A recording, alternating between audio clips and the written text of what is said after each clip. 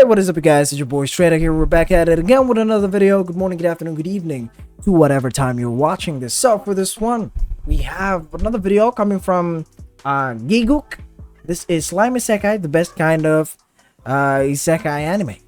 So yes, this is basically a video coming from Giguk about that time I was reincarnated as a slime and why this is the best kind of Isekai anime. So yeah, I've been I'm a huge fan of it. That time I got reincarnated as a slime. I'm watching it at the moment as well. The latest season of it. I haven't read the light novel of it just because I don't know why I didn't read it yet, honestly.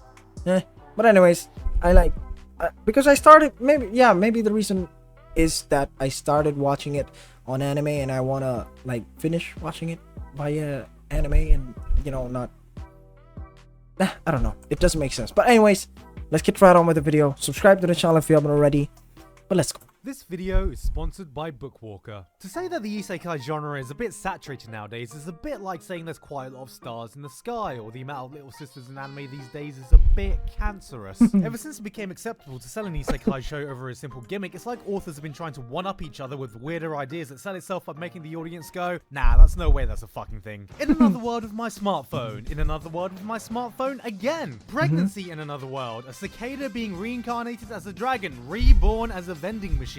Becoming a super-powered prostitute in another world. Jesus These are all real, Christ. by the way. All of them are light novels you can read right now. That's how deep we've gotten. I'm just waiting for the day we get a female protagonist who gets reborn as a garbage can so we can have the wet dream we've been waiting for. Literal trash waifus. When an isekai title gets popular nowadays, it's normally because it's a show that is able to do something unique with the genre. Something that goes against the trends we've seen so many times before and have a different approach. So lo and behold my surprise that the most beloved isekai of this entire year would Love the Overlord like background music go as to well. one that is the complete opposite of this idea. An isekai that just completely embraces what the genre is about, taking some of the best aspects we've seen done before and drip feeding it to us in a little wholesome package. Yep. Enter That Time I Got Reincarnated as a Slime. A show about that time someone got reincarnated as a slime. As a slime. Yeah, it's self-explanatory.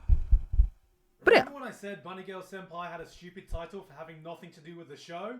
Well, this is the opposite problem. Slime Tensei, aka Slime Art Online, aka In Another World Without My Smartphone, is a show that does everything you'd normally look for in a typical isekai, even if the initial premise can come off as a bit gimmicky. You had a guy who died via stab wound this time, because Truck Kun's schedule was booked out with undead zombie idols, before getting reborn as a slime in a fantasy world. Yep. Okay.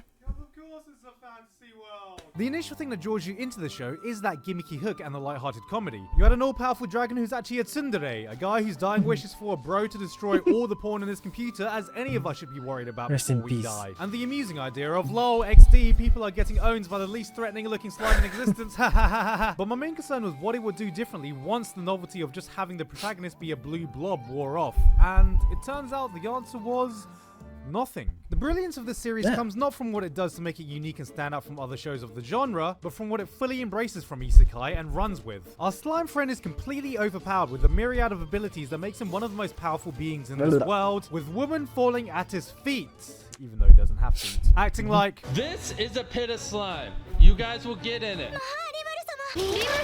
with nothing really new regarding the structural world that we haven't seen before, and yes, it works because it understands Ranga, the core goodest appeal of boy. isekai as an escapist power fantasy, but manages to avoid it degenerating into something cheap and trashy, and instead goes down the route of making everything so goddamn wholesome. True. The main drive behind the narrative comes from our slime boy protagonist Rimuru, just trying to make the world he's arrived in a better place. Even though he's an all-powerful monster, he just tries to befriend and make peace with everyone and everything. Conflicts and fights are still present, but they are always used as a last resort when every other option has been exhausted. We talk a lot about self-insert characters in isekai, a protagonist that's meant to represent an idealized version of us that we can project ourselves on. And while most shows take this opportunity to portray some antisocial nerd who actually has some hidden talent that makes him so cool and brooding that people just didn't understand in his original world, apart from his little sister, of course. Rimuru just represents that part of me of whenever I play an RPG, my first playthrough is always playing the nice guy doing the good route. I always complete every side quest requested of me by by random characters. I choose all the nice dialogue options and choices that lead to all the good endings because I just want to see everyone around me be happy and cheerful, okay? And that's what makes him the backbone of this series, even though he doesn't actually have a backbone. God damn it, why do all these turn of phrases not work on fucking slimes? He's just such a wholesome and lovable little creature with a utopian and positive outlook on life that guides you through the world he's exploring. No matter what adversity comes his way, he always goes about it with kindness and a level of naive logic that you're just always rooting for the little fucker and always friends to succeed. In stark contrast to fantasy settings like Goblin Slayer, where monsters are creatures to be slain or feared, the early focus is on different monsters he meets who he ends up saving that then ally themselves with him. You even have him helping a nice group of goblins at the beginning just to confuse my perceptions of goblins even further. Oh, that's another name for the show. Goblin Saver. I think he's a good metaphor for the show itself. Cute, bubbly, and idealistic. But when he ate Bildora as well. When needs be. He is the binding that makes this isekai work. And the music for it as well, like the background music really fucking helps, and the voice actor for Rimuru as well.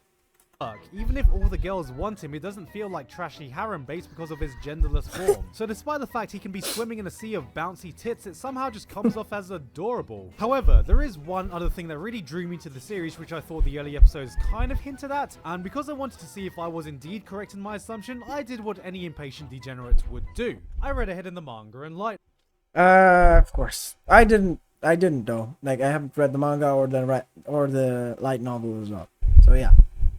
Just taking it in from the anime itself. Novel, which were all available in Bookwalker, hint hint. Now for anime only people, I'm not going to spoil any plot points, but I did want to take this opportunity to talk about what the show is about overall and why this is such a big strength, which if you've been following the structure of what's happened so far, you can kind of already guess at, because it's to do with the village that has now formed. To me, the village is the other centerpiece of this show, and we're only growing in importance as the series progresses. Right now, we followed the village from its inception of just a group of weak goblins to the addition of wolves, ogres, and other monsters, while constantly improving the quality of life with more advanced infrastructure. And so far has been done at a very natural pace that logically makes sense. Our buildings kind of suck? Well, better search for someone who has engineering knowledge who can help build more advanced housing. Well, better set some ground rules for everyone to follow, which as the population increases will only get more intricate and will form the basis of law. There is constant growth and progression, whether that be with the village itself or the monsters who get an evolution after getting names by Rimuru, which thank God he's more mature than my 13-year-old ass who named his Metapod Penis, which was just stupid and immature, and I don't know why I found it so funny at the time. I mean, it's just that's it though.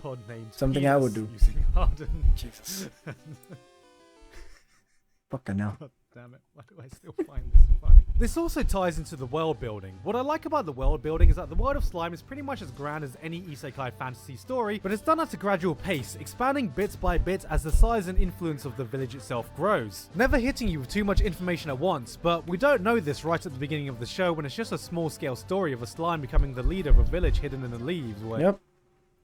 A slime being the head of a village hidden in the leaves? Naruto. Wait a minute.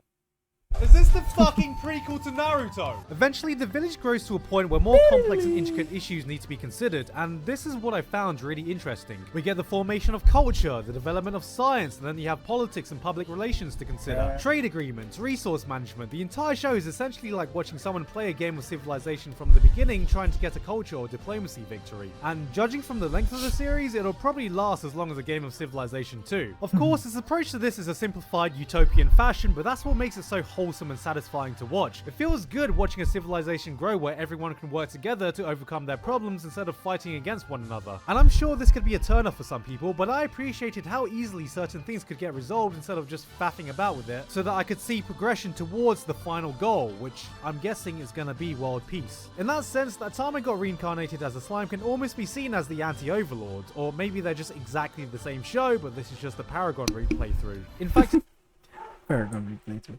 But yeah, reincarnated as a slime and Overlord has its similarities and dissimilarities as well. Sometimes they can be this different sides of the same coin, with the themes of it. You know, there's this one leader that's trying to do everything that they can, you know, for the betterment of their people, of those who follow them, and then trying to improve either passively or actively improving their strength, you know, trying to get stronger so that they can protect, you know, what they want to protect. And with the insanely loyal servants or followers, whatever, yeah, I think it checks out. It is reminiscent of a lot of other isekai and fantasy settings. The evolution of society and politics reminded me a lot of Log Horizon. You've again got demon lords, you've got goblins this time that aren't fucking. You've got lizard men this time that aren't fucking. But the biggest thing I like about Slime is that it never loses focus. The arcs always take into account the next natural evolution and growth for the village, which is what made it so easy for me to blast through. There have been isekai that I like, and I like a lot, but I've always found that there's been something that's happened that's made me lose excitement. But from what I've seen and read ahead of, Slime never falls into this pit. This is what I mean when I said the strength of this show originates from what it fully embraces from this genre. It doesn't exactly do anything new, but it's the best of every world given to us in a nice, neat little package. And I don't know if it says something that we've had so many isekais with so many twists, gimmicks, and subversions of the genre cliches that they have in essence become cliche itself. So an isekai just going back to being isekai again feels weirdly fresh. That's right, we've done it, people. We've gone back to the fucking beginning. Isekai literally just re-zeroed itself. Last year when I made that video on isekai, I ended it with a point that Slime has proven true this season. Whilst most shows in the genre have fallen flat and haven't appealed to me in any way, I did say that if something came along that offered a fresh experience I'd enjoy, then I would welcome it with open arms, and Slime has done just that. It's shot up to be my favorite isekai I've seen in years, and one that fundamentally adheres to the tropes you'd This thing with Shizo Sensei, I'm pretty confused still about this whole thing. Yeah. But anyways, apart from that, expect from the genre. So apparently I'm not done with the isekai genre just yet, and I'll be waiting for whatever weird fucking concept the genre comes up with next. But surely it has to slow down sometime, right? I mean, at this point we might as well start a new religion, Isekaism, where if you die you don't go to heaven or hell, you just get reincarnated as an isekai protagonist. Unless you already believe in reincarnation, which would mean... oh fuck. Are we in a fucking isekai right now? Jesus. That time I got reincarnated as a fucking But yeah, that was it. Slime Isekai, the best kind of Isekai anime. I guess it's true. You know, like it doesn't take itself very seriously, but it does. Like it does the things that like Isekai anime does really well. The protagonist integrating his knowledge of his past world and then applying it to the new world that he is, thus creating this, you know, like this setting where the protagonist knows a lot but doesn't know a lot as well. Like it just progresses as it goes, but he gets buffed with the knowledge that he has, and then he applies it through different like means, like rather than technology they use magic and all that stuff. But yeah, anyways, if you like the video, then like the video, share it to your family and friends. If you have any other comments, recommendations, just put it down there in the comment section down below. Subscribe to the channel if you haven't already. But I guess that will be it for this one though. Thank you very much guys for watching. Till next time folks, bye bye.